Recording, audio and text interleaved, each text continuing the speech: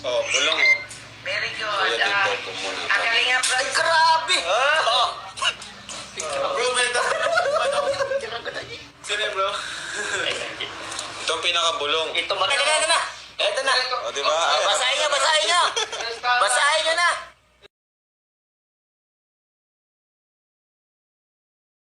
Basahin nyo na. 1K na kuya. Matinding bulong.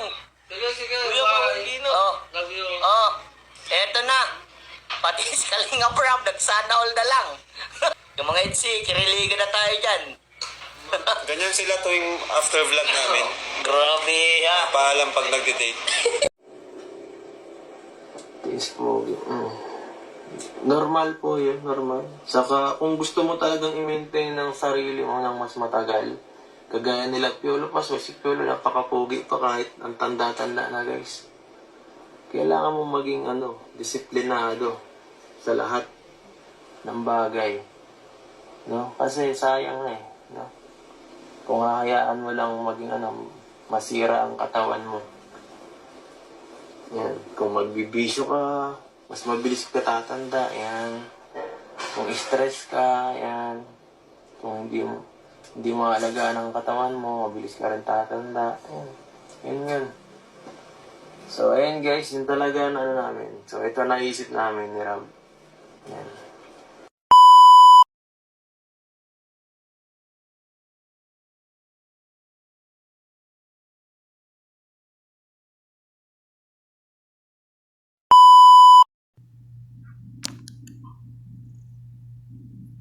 Hello mga Kalingap, for today's video mga Kalingap, pag-reaction na naman tayo sa live ni Kalingap Ido. Dahilan ng kanyang pagpapakalbo mga Kalingap, para ba kay Bansi o para saan?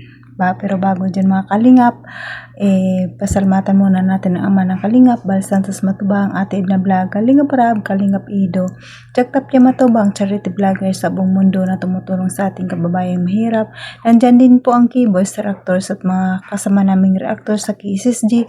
Sumurtaran natin mga Kalingap. It is me, ang iyong lingkod sa araw na ito, Jasmine05 channel. Kung di ka pa nakasubscribe sa aking channel, please subscribe and don't forget to hit the notification bell para updated ka sa aking video na ina-upload mga Kalingap. At ito lang ang masasabi ko mga Kalingap, panoorin na mabuti ang video bago magkomento para alam nyo talaga ang nilalaman nito. So, ayan mga Kalingap, bago tayo magpatuloy, batiin ko muna kayo ng magandang araw, magandang gabi kung saan sulok mundo tayo saang sulok mo ng mundo tayo ngayon, mapa Mindanao, mapa Visayas, mapa Luzon, mapa OFW, kamusta tayo mga Kalingap? So ito na mga Kalingap, bakit nga ba nagpapakalbo si Papa Eds? Para saan? Para ba kay wifey? Ang sabi ni Papa Eds na nagpakalbo rin siya, hindi lang po para daw kay wifey sa kanyang minamahal, kundi para din sa kanyang sarili. Siyempre tayo mga Kalingap, gusto rin natin na alagaan na ating sarili, na hindi lang tayo pabaya sa sarili natin na puro trabaho lang tayo. Kailangan din nating regaluhan ang ating sarili at mapabuti, at para din naman yun sa atin kung gusto natin na katulad ng mga artista, kahit mga matanda na sila pero bata pa rin ang mukha dahil alagang-alaga nila ang sarili. Ganon din si Papa Eds, no? Alagaan niya ang kanyang sarili kasi hindi lang para sa kanyang mahal, kundi para din sa kanyang sarili ito. Ito na mga Kalingap, panoorin natin ang video. Tara, let's go. 1, 2, 3, go! Guys, kasi alam naman natin sa social media tayo, baka paglaruan lang ang mukha natin. Okay, Ma'am Labi Belen, salamat po. Si Tata at Lolo kailangan niya. Yes po, yun po, nasabi na namin guys. Alam naman, nakikita naman dun sa mga video ng nakaraan, di ba? Kanina sa vlog ni Rob, may mga glimpse na talaga. May mga times na nakikita kami, wala talagang suot. Grabe. Shout out po kay Ma'am Kapudi Channel, MLSO, Imelda Ganir and Company, and LC Edo Marathoners by Kapudi. Salamat po. Kami lang po ni Rob talaga, dalawang ang sumubok. Ma'am Jazz Cabrillo, salamat po. Yan. Yan. Hindi lang para kay wifey po. Para sa sarili ko talaga yun, guys. No? Hindi lang para sa ano. Para sa sarili ko talaga. Regalo ko yun sa sarili ko kasi sobrang hirap ng ano ko, ng ginagawa sa pang-araw-araw. Minsan, napapabayaan ko na. Wala pa si Biancy, guys. Hataw talaga ako sa pagtatrabaho. Ganyan talaga tayo eh. Simula pa nung 4 na taon na tayong dire-diretso sa pagbablog eh. Mga 4 na taon na tayo pala. So, iyon guys. Talagang regalo sa sarili naman kasi masyado na tayong nasusobrahan sa sa pagtatrabaho, napapabayaan na minsan yung sarili at yung ating katawan. Na yun? Naman, bigyan naman natin ng konting pagmamahal kasi isa lang ang katawan natin eh. Yung ibang bagay pwedeng mawala. At yan, kailangan natin ng nabiyaya naman tayo ng konting ng konting biyaya. So why not natin ibigay sa sarili naman natin yung pinaghirapan natin, di ba? Para makita naman natin, kaya ko naman palang maging mas maayos eh. Konting lang, adjustment sa konting saka pagbigay pansin, di ba? Saka ngayon guys, masaalagaan ko na yung sarili natin. Medyo maglalaylo tayo ng konti. Pero may plano naman po ako dun. At thank you so much. At yan guys, pasensya na nga po pala dun sa ibang sa ibang nagagalit na siguro yung iba eh. Na di tayo nakikita sa vlog. And di tayo masyadong mahina mo daw, lakas.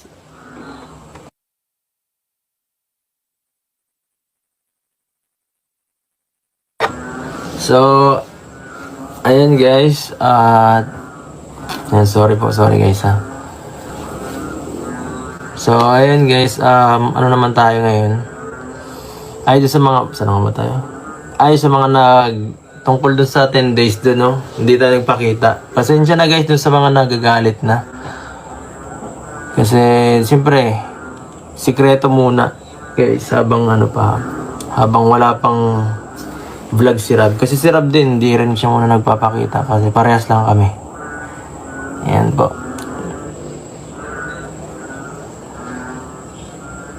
At ayun, grabe yung hirap doon kasi halos 12 araw kami nandun. First time ko mangyari sa buhay ko ma-standby ng ganong katagal. Simula. So, ayan mga kalingap, napanood yun naman na video. At ang ganda ng bulong ni Kalingap Rab, no? Date muna kami, kuya. Grabe, ganun pala sila pag after vlog. Nagde-date sila. Wow, ang saya. Sana all. Sana all ka na lang talaga, no? IDC Israel, IDC forever, IDC hanggang dulo, nasa IDC na ang lahat, no? Kaya patuloy pa natin susuportahan ng IDC hanggang dulo kasi marami pa tayong malalaman sa kanilang mga sikreto, no? Wala pa silang aminan hanggang ngayon. Kaya nakikita na lang natin sa vlog na itong huling vlog na part 92. Nakita natin doon na may I love you na si Biancy, no? I love you nga ni. Hindi ko talaga yung nakalimutan. Nakakatuwa si Biancy. Ay, Diyos ko. Siyempre, kung ikaw ay first love yung isang tao, hindi ka pa sana mag I love you, kaya nahihiya ka pa, di ba? Lalong nasa vlog kayo. Pero pag dalawa lang kayo, siyempre, ganon kayo. super close to kayo at super sweet. Hindi naman namin nakikita, pero ini-imagine na lang namin kung sila lang dalawa kung gaano sila sa kasweet. Talagang napaka-sweet nila sigurado pag sila lang, no? Kaya hanggang dito na lang mga kalingap ang ating reaction. Sana supportaran nyo pa rin ako sa next video ko mga kalingap. Sa pasalamatan ko lahat ng mga viewers, silent viewers, kalingap supporters, Love Team supporters, Jumcar supporters, Itzy supporters, Mikri supporters, at sa lahat ng supporters ng Love Team at sa Kalingap supporters. Maraming salamat sa inyo. At pasalamatan ko din ang lahat ng mga big sponsor, mga sponsor natin na laging tumutulong sa Kalingap. At sa mga kapwa kong OFW, mag-ingat tayo kung saan man tayo ngayon. At pasalamatan ko muli ang ating ama ng Kalingap, Balsan Matubang, ating Prab, at sa lahat ng mga Kalingap team, Kalingap partners. Supportaran natin mga Kalingap para marami pa silang matulungan na babae sa ating mga kababayang mahirap. Hanggang dito na lang mga Kalingap. God bless all and God bless always. And God bless mga Kalingap. Bye-bye!